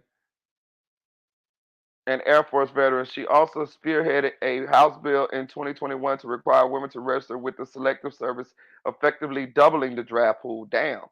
As a reasons Matt Welch wrote, as reasons Matt Welch wrote in 2021, the Selective Service is not a proud part of America's civic fabric. It's not, but an on again, off again tool of the Pentagon, for real. Selective Services was first founded in 1917 to feed bodies into America's World War One efforts. It was disbanded in 1920, fired back up in 1940, reformatted in 1948, and then terminated in 1975 as part of Washington's decisive shift to an all-volunteer military. Then a panicky President Jimmy Carter in 1980, alarmed by the Soviet Union's invasion of Afghanistan, reinstituted draft registration as a just in case rite of passage for boys to complete within 30 days of their 18th birthday under theoretical penalty of 5-year imprisonment and eventually up to 250,000 in fines. Damn, they made a bitch get goddamn. While there have only been 14 convictions for selective services refused nicks and none since 1986, those 100,000 or so young men per year who disobey Washington's marching orders are typically barred from working government jobs, receiving student loans, and in around 40 states obtaining a driver's license. That's crazy. So what they're saying is, even though they ain't put you in jail no more for not registering for the draft and shit when you become of age, they do still punish you by barring you from working government jobs, receiving student loans, and in around 40 states, they bar you from receiving a driver's license. Shit, it's only 50 states. God damn. Shit. There is a growing centrist consensus among liberals and hawkish conservatives on expanding the selective service. The American Civil Liberties Union, for example, is fighting for the right of women to be conscripted and argues that the selective services is an example of overt sex discrimination. Hold on now. But equality in the service of a border deprivation of rights is no virtue, and conscription remains an immoral institution at its core. Hold on. Conscription of any kind contravenes any constitution that professes to guarantee individual liberties. I get what they're saying. Fred, I don't know what it's I don't know, wrote in Reason in 1972 when the draft remained an active menace to young men. Otherwise, what it is to prevent conscription from being the 12-month Senator Taft feared or the 2 year we now have the 4 years of the National Service Act bill or forever. In conscription, it's if conscription is limited to an emergency, then who decides what is an emergency? Is 10% unemployed a sufficient enough emergency to warrant conscription? Okay, mandatory national service of some sort or another is a perennial bad idea trotted out by nationalists and technocrats concerned about unity, but America's all volunteer military is not a self inflicted weakness. It's a sign of strength, a free citizenry, uh, confidence, and that they will know when to fight. The selective service is a vestige of fear. It should be abolished, not made more equitable and efficient. I agree. I agree. I think that should be. I think that should be. I think it should be a choice, not something that you're forced to do. Richard Breen say all these youngsters want to be steppers. So bad. U.S. Army can't. Yeah, for real. That's what I'm saying. Put that. Now that's what I do. You know what I do? Let me tell you what I do. Right. Let me tell you what I do. This they used to do this because I know some OG niggas that went through this. Right. You fuck around. You get caught. You get caught. With a gun charge, or you get caught shooting somebody, right? Shooting somebody, not killing them, but shooting them. You know, like you get caught shooting, killing a bitch, yeah, you still going to prison, homeboy, if we can convict you. But if you get caught shooting somebody, like assault with a deadly weapon, I ain't talking about attempted murder. I'm talking about assault with. Matter of fact, no, I'm throwing attempted murders in there too. If you shoot somebody, and don't kill them, depending on how bad it is, I might give you the option to go to the military. I might decide to put you in jail or prosecute you. But they used to do this. I know two OG niggas that ended up in Vietnam because they gave them a choice. Either you go to prison or you go to Vietnam. And they went to Vietnam. Shit, one of them is my cousin. One of my cousin, he live in O Block right now. I got a cousin that live right in O Block right now. They never said nothing. But yeah, I got an older cousin that live in O Block right now. He tried to get me to come. He tried to get me to come visit him when I was in Indianapolis. I'm like, come visit, man. You got me fucked up. I ain't going to no motherfucking O Block, nigga. You know what I'm saying? But yeah, they used to give them a choice. That's what I would do. Violent crimes. I'm sitting your ass right over there. Y'all want to be violent? Go on over there and be violent, motherfucker. You know what I'm saying? Go on over there and be violent, bitch. You know what I'm saying? And let's see what you do. Let me see. But we uh we had somebody speak out about this, man. We had somebody speak out about this.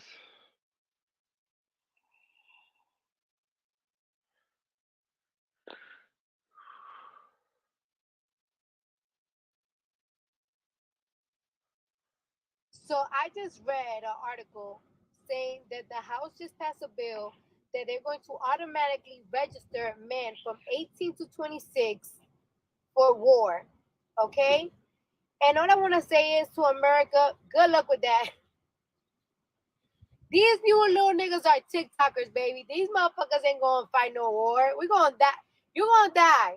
You might as well just keep motherfucking investing money in your guns, because these new kids, you want to send these new kids to fight these wars? The TikTok fucking hip shakers, out of your mind. This is a new America, baby. This ain't the 19 motherfucker. Nah, like seriously, you're gonna draft these kids that be TikToking all day to fight them? What? Most likely what? Them Russians?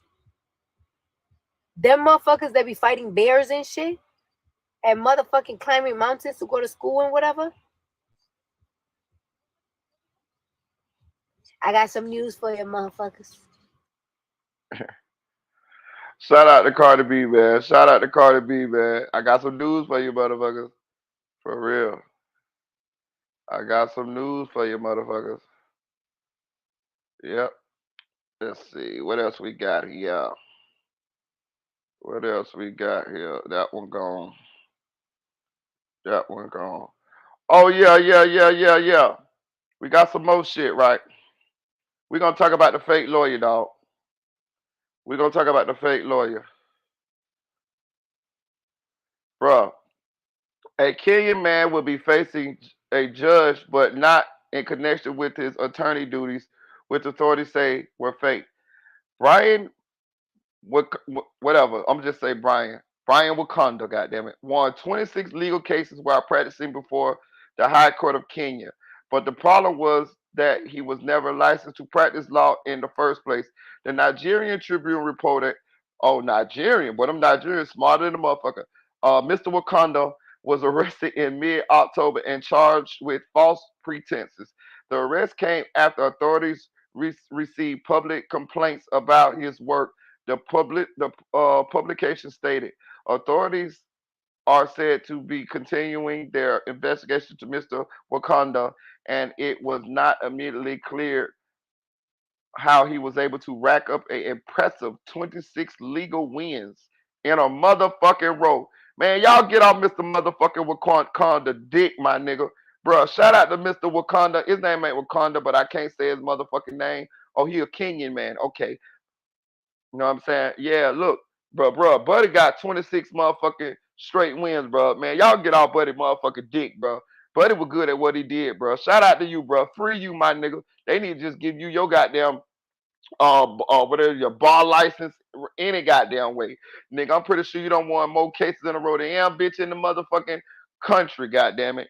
You know what I'm talking about? Straight up. But when I saw that, this made me think of people who be doing fraudulent shit, but who be getting to the heights of like fraud and shit. You know what I'm saying? I be like, damn, these motherfuckers be doing some fraudulent shit, but some of these motherfuckers be succeeding. And I just thought about, do y'all remember this shit right here, dog? Not this. Do y'all remember this shit right here? This motherfucker here is the GOAT. I ain't gonna tell you no lie. This motherfucker right here is the GOAT, bro. Do y'all remember this dude right here? Check this out. How the Secret Service handled President Obama's appearance at the Mandela Memorial. The South African interpreter who stood next to the president admits he suffers from serious mental health issues. This motherfucker here is the GOAT. Bill, good morning. Morning, Charlie. At first, the complaint was just that his signing for the deaf was incomprehensible. But then serious security questions were raised, and the interpreter admitted that he is schizophrenic with a history of violence and that he was having visions during the ceremony. We will never see the likes of Nelson Mandela again. Kamsankwa Janchi stood just the sign language man. He don't even know sign language, bro. He faking like a motherfucker. Service, seemingly signing their speeches.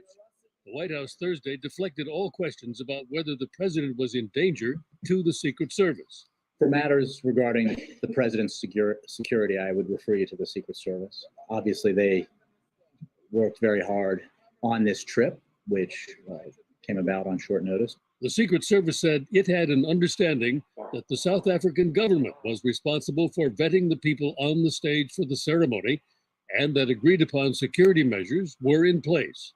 But in an interview with CBS News, Janchi admitted this nigga the GOAT, man. This nigga fake to be a sign language man and got 2 feet away from the president. Look where he at. Look, that bitch could have been an assassin. See ugly things, but that day I see angels. A South African government minister. Now you want to play crazy. I see angels. A mistake, and said the government was embarrassed. Bro, look at this nigga don't know no sign language, y'all. Bargain rate. In a statement, the Secret Service said that its special agents are always in close proximity to the president, wherever he is. Now, they're always in close proximity to the president, but security is always more difficult in a large multinational setting like that. But this case is particularly disturbing because they had to rely on another government, and this individual with a record of violence was not spotted. It's the kind of thing that really gives them heartburn. Charlie, Nora? Disturbing. Bill Plant, thank you. Bro. This nigga. What is that? Let me see. Issues. Bro, that man was 3 feet away from goddamn President Obama, dog, at Nelson Mandela's funeral. and didn't know a motherfucking tap of sign language, dog. Boy, you can't make this shit up, bro.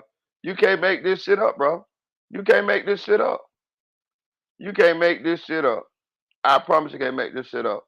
Shout out. This nigga the best that ever did it, dog. Swear up, bro. Listen, you gotta think, bro. Secret Service, goddamn KG, goddamn what they call it, Interpol. Everybody, this is Nelson Mandela's funeral. You know how many national security people was at this motherfucker? Like, not only just America, you had all kind of famous politicians and shit from different countries that was there. Like, this probably was like should have been one of the most secure places in the world at this time, on this day. And this motherfucker here, who's schizophrenic, or he say he's schizophrenic, he see angels, got all the way up there on the stage in front of the whole world, fake as a fake goddamn sign language man. This bitch don't know now type of sign language, y'all. Like, how the fuck do you do that? Like, how don't you have somebody who's deaf who can vet these people? Like, I don't understand this. Like, I don't understand how you don't have, how do y'all do not? This should be the easiest person in the world to vet. All you gotta do is have somebody that knows sign language and tell them, hey, look, okay, sign language me. And then you can tell. Like, this means that nobody even, either a lot of people don't know sign language, or and they didn't have nobody to check this man. Nobody checked this man. All they had to have was one deaf person, and they could have got rid of him in 5 seconds. That means nobody checked this man. Hit that like button. Hit that like button, y'all. Hit that like button. Hit that like button. Please hit that like button. Please hit that like button. Nobody checked this man. Nobody checked this man. This nigga go down in motherfucking history. This nigga is the motherfucking GOAT. I promise you he is. Let me see. I got another one though. We got some more. I know we gotta talk about. We gotta talk about this motherfucking my homegirl Fanni. Good pussy Fanni. That's what we're finna talk about. Vice grip Fanni. That's what Nathan Wade had her in his phone as Gorilla Grip. That's what it was. Gorilla Grip. He had her in that bitch as Gorilla Grip Fanni. Let me find her, god damn it. He had in that motherfucker as Gorilla Grip Fanni. Gorilla Grip. Her name was Gorilla Grip. I know that thing was good. Goddamn Gorilla Grip Fanni. Yes, Lord. Gorilla Grip Fanni.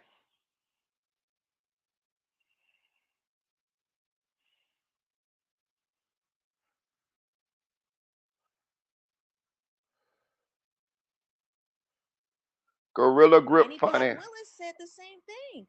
Why can't you answer? All of this comes as. All right, y'all. Y'all know I had a crush on Fanni Willis, man. Y'all know I had a crush on my girl, fat ass Fanni. You know, if y'all don't know who Fanni Willis is, that's the Fulton County DA's office, same one prosecuting Young Thug, same one that was attempting to prosecute, did prosecute Donald Trump.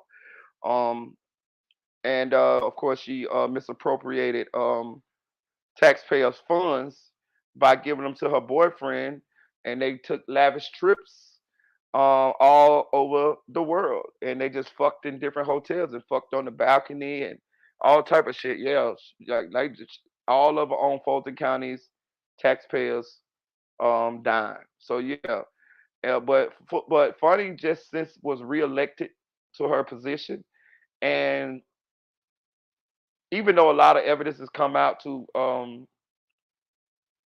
prove that she actually misappropriated taxpayers' funds, being that she got reelected to her position,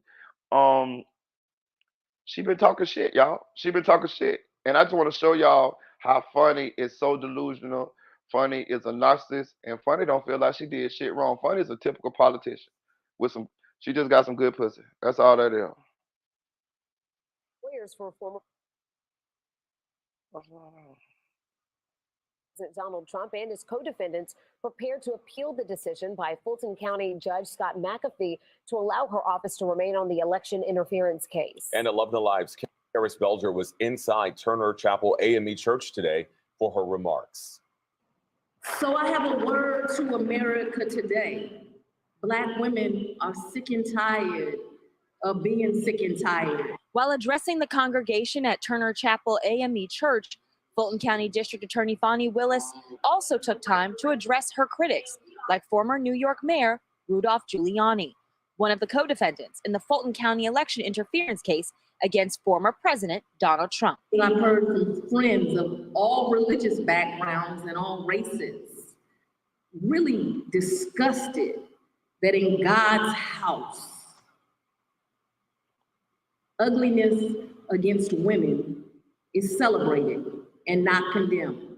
The remarks came less than 24 hours after Willis filed a motion to dismiss the appeal that is seeking to have her removed from the case. If the motion is denied, the Georgia Court of Appeals will hear arguments in October. Willis did not directly address the case, but did say she would continue to work toward what she calls her mission to make sure justice serves every member of the public. I have caused others so much fear by having the audacity to work towards my oath every day to make sure Lady Justice works hard for, hear me on this, that Lady Justice works hard every day to serve all of her constituents. Former Special Prosecutor Nathan Wade sat in the back of the audience. Now I want to show y'all something real quick here.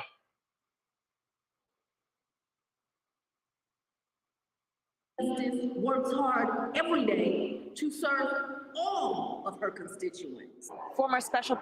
Now this the nigga right here who she was fucking while he was married, who she done stole taxpayers' money and gave to him. He's at the thing at the church while she's speaking. What does that tell y'all? What does that tell y'all? I'm gonna tell y'all what that tells y'all. It tells y'all they still fucking. They still fucking. He there for her. These some bold motherfuckers, bro. These some bold motherfuckers, bro. They done stole. She gave him over $500,000 of taxpayer money. Fulton County, you people, the people that work at Walmart, the people work at the gas station, the people work at McDonald's, all of you people, this was your money. She gave it to him. He was unqualified to do the job. She made him a special prosecutor over the Donald Trump case. He had only ever prosecuted misdemeanor cases. Misdemeanor cases.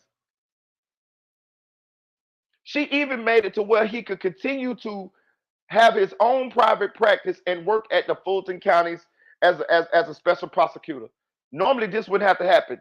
Normally, you would have to step down from your private practice in order to work as a special prosecutor. She even made it that way. On top of that, he was not supposed to get that job solely on her word. It was supposed to be a committee of people that was supposed to vote him to this position, and she bypassed that and just made him the what's the name. Also, the money that she paid him, you know what he did? You ever seen a law firm and then they win a lawsuit? Let's just say they say you get hit by a car and your lawyer sues somebody and they win the lawsuit, right? Well, you know the money when the money gets paid, the money goes to your lawyer, right?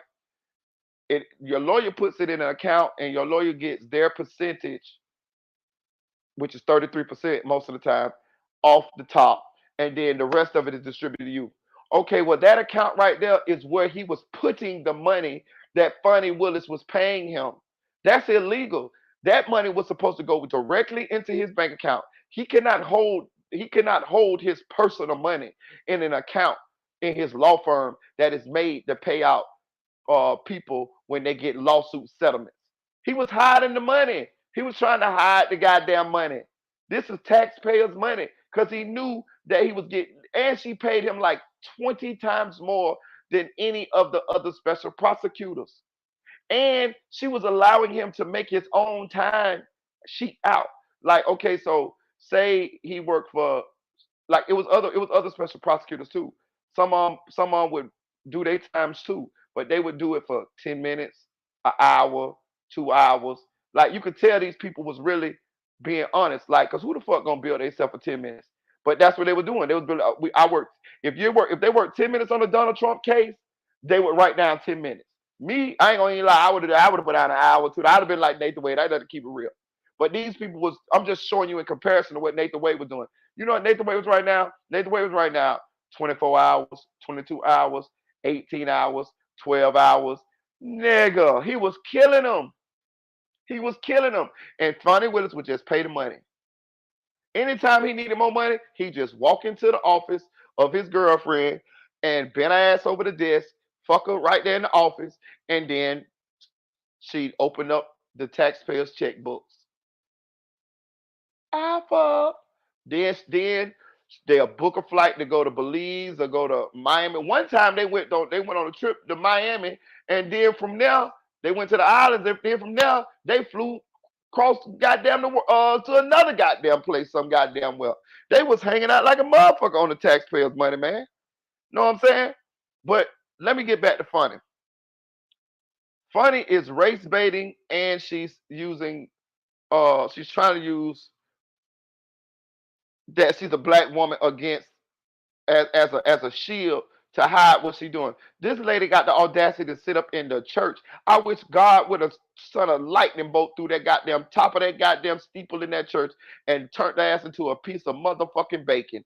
Cause she got the nerve, and I just want to show y'all this. She got the nerve to sit up there in this motherfucking court, in this motherfucking church, and blame people when you know you stole these people fucking money, and you got the nerve to sit right in there in front of the people who this day money that you stole. The people who sit in that goddamn church is the people of Fulton County. She stole their money to give to her side nigga, well, to get her boyfriend who used to be a married man. She broke the man family up. This came out in the divorce proceedings that he had with his wife. She was fucking with this man while he was married. And got the nerve to sit up in front of all. Listen, people of Fulton County, she had to pay the people in this church off. That's how they do, y'all. They shoot the church some money too. You know what I'm saying? The pastor and all of them who letting us sit in there and talk this shit, they getting kicked back from Fanni too. You know what I'm saying? But they doing this to try to manipulate the people of Fulton County. And that just go to show you, man, people need to have some people are sheep, bro. Because she stole their money and got the audacity to stand back up in front of them and say she was falsely accused. Bitch, we got the statements. We know where the money came from. Like, what the fuck is you talking about? Like, listen to this shit, dog. Bro, she's a true politician. She ain't shit. But her pussy good though. In that head. Cause Buddy got her name in that motherfucking thing as Gorilla Grip. That what her name is in Buddy phone, Gorilla Grip. The initial hearings, which resulted in him stepping down from the case. Now, the proceedings are on hold until the Georgia Court of Appeals makes a final ruling on the appeal filed by Trump and his co-defendants. Kara Spell. As the fanny pack turns, I know I have a lot of new subscribers, but if you don't know, that's kind of my little intro, as the world turns, because it's such a soap opera down there in Fulton County. And ground zero is Fanny Pack Willis. Big Fanny, like we like to call her, Gorilla Grip. Gorilla Grip. That what Buddy had in the phone as. You've seen the title of the video. She decided to go to church once again, and go on another rant and victimization speech. And I have more, guys. I have more. You're going to want to watch this. Okay. I have something where I feel like this shot was directed at me, because if you don't know, I'm her biggest hater on YouTube. I'm just hating. I'm jealous. I'm envious. I don't like black women. I don't that like lady in the corner in the bottom of the screen scared me. That bitch look like she AI or something, don't she? That bitch scared me. The lady who doing the talking. That bitch scared the fuck out of me, man. What's up with her? She look like her face beat too much or something. She look like a computer. That bitch is like an AI generated something, ain't it?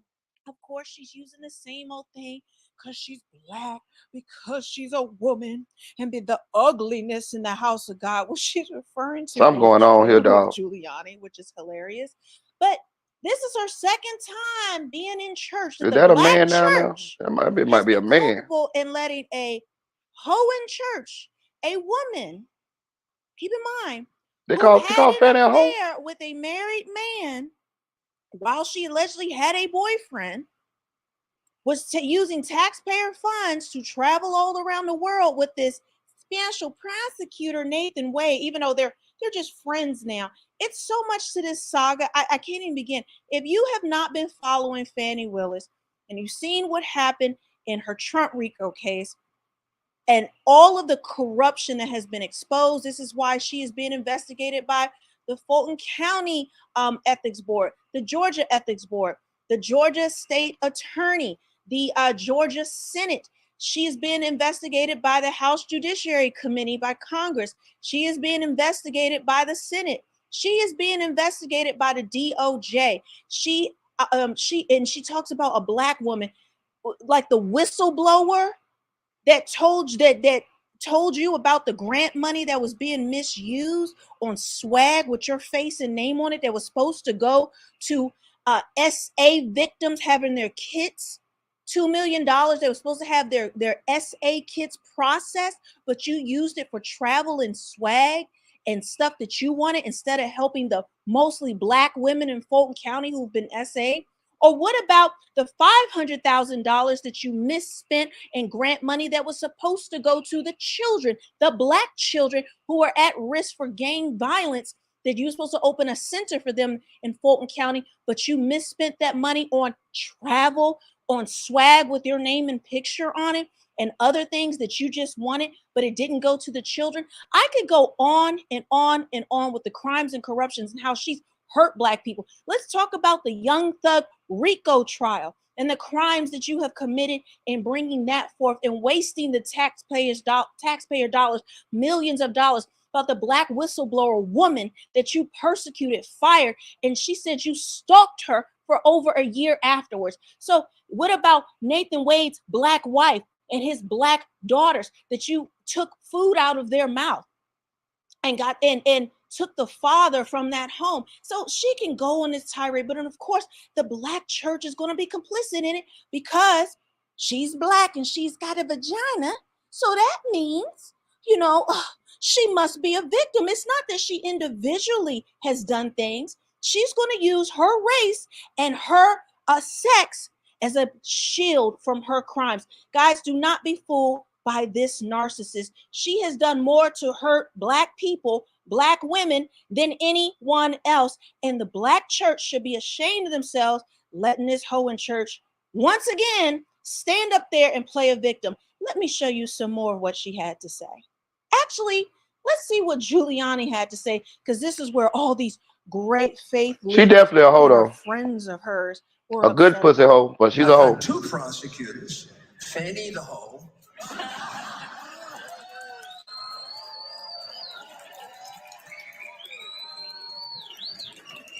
Damn, we called her a hoe too?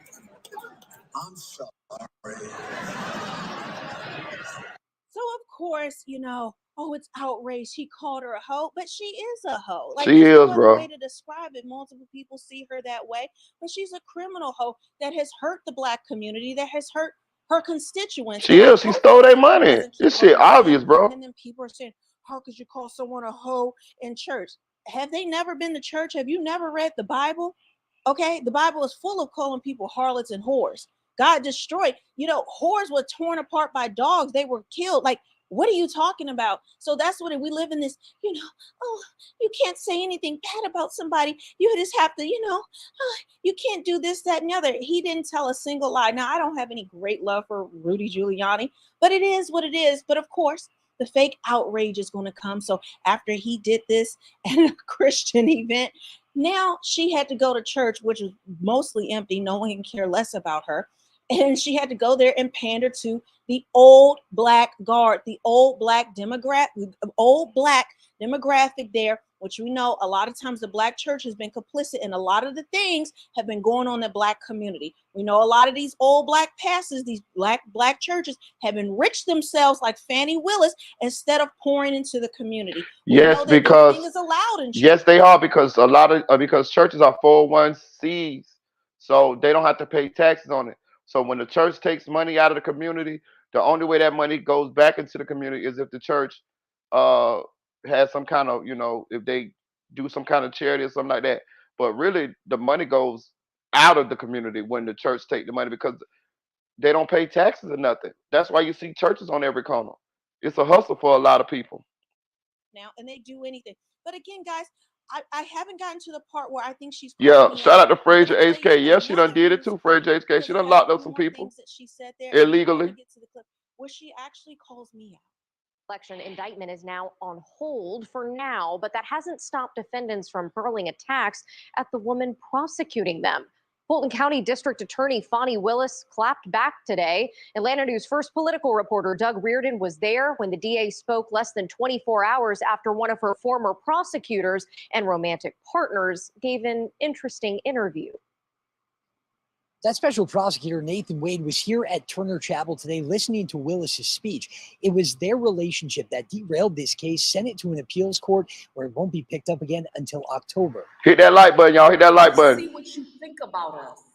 That you believe it is acceptable to sexualize and attack us.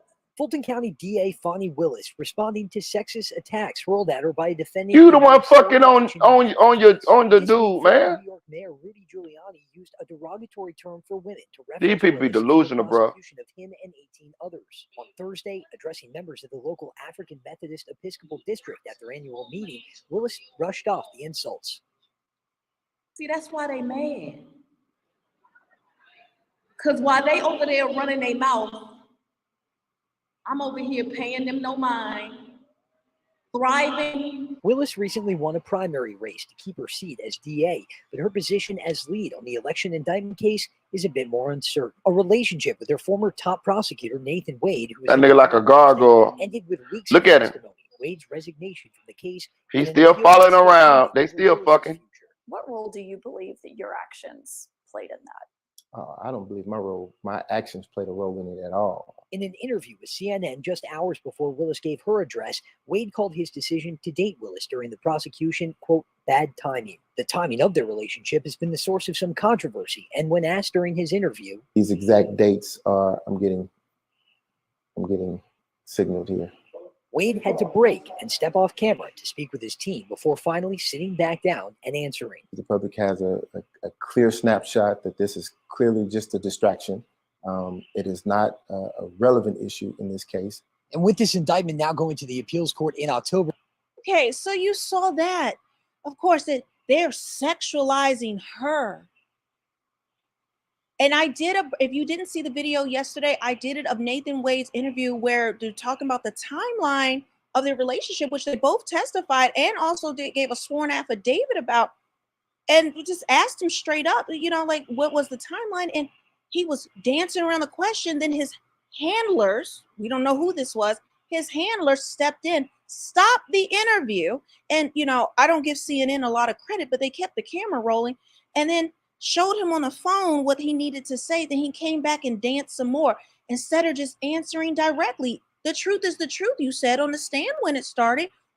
Fanni Pack Willis said the same thing. Why can't you answer now, sir? But it's just us hating and we've sexualized you when you were having those booty calls. And taking all those trips while Nathan Wade's wife was sick and he wasn't paying his daughter's tuition. But we just don't like black women. I don't like black women. That's what it is. But here it is, guys. I'm going to show you why I think she's calling me out specifically, because I think I'm the only person that does this. And I definitely have made the most videos about Fanni Willis, Fanni Pack, Gorilla Grip. Nah, I made a few too.